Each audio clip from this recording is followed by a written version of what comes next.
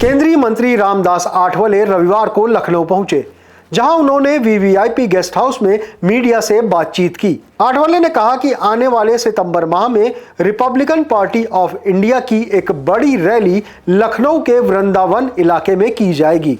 उन्होंने दावा किया कि इस रैली में देश भर से आए हजारों आरपीआई कार्यकर्ता शामिल होंगे। 26 नवंबर को एक बड़ी रैली यहाँ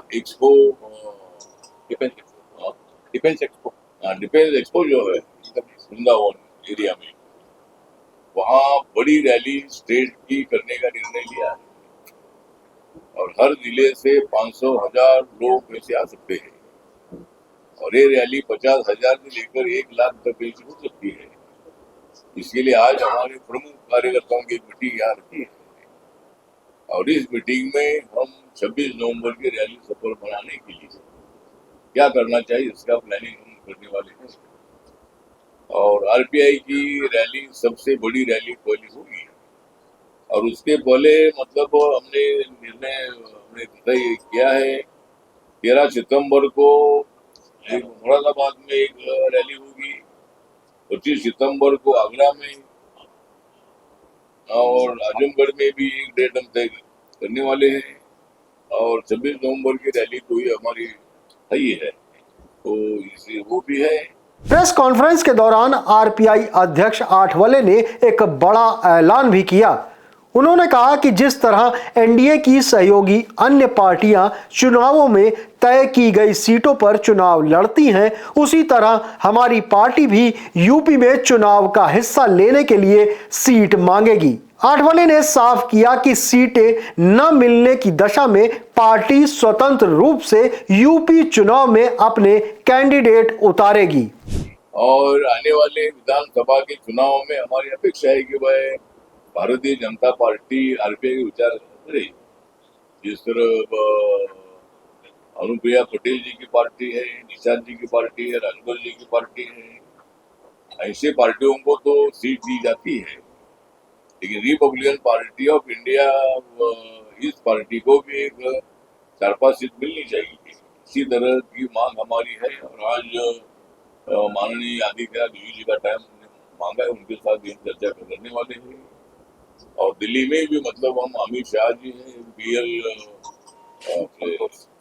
संतोष जी है और सुनील बंसल जी तो महामंत्री यूपी के हैं। ऐसे लोगों के साथ हम चर्चा करने वाले हैं और आरपीआई को 4-5 सीटें मिलनी चाहिए। इसी तरह का हमारा प्रयत्न रहेगा। अगर आरपीआई को यहाँ एनडीए में नहीं लिया जाता है। रामदास आठवले ने हाल ही में हुए सीजेपी के प्रदर्शन को लेकर भी अपनी प्रतिक्रिया दी।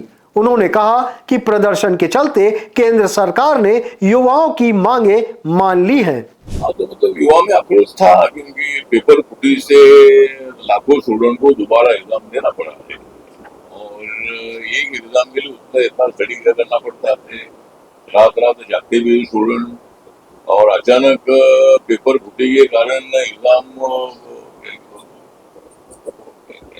कैंसिल होती है, तो छात्रों में और नौजवानों में बहुत बड़ा रोष था, विद्रोह था और बहुत बड़े ताकत से मैदान में उतरे हुए थे और इसीलिए मुझे लगता है कि ये सफलता उनको मिली है। उनका मांग यही था कि धर्मेंद्र प्रधान जब तक रिजाइन नहीं देते हैं तब तक हमें नहीं हटेंगे और नरेंद्र मोदी सरकार ने निर्णय लिया कि स्टूडेंट की मांग मान्य करनी चाहिए और उन्होंने मतलब धर्मेंद्र प्रधान जी का निर्णय ले लिया।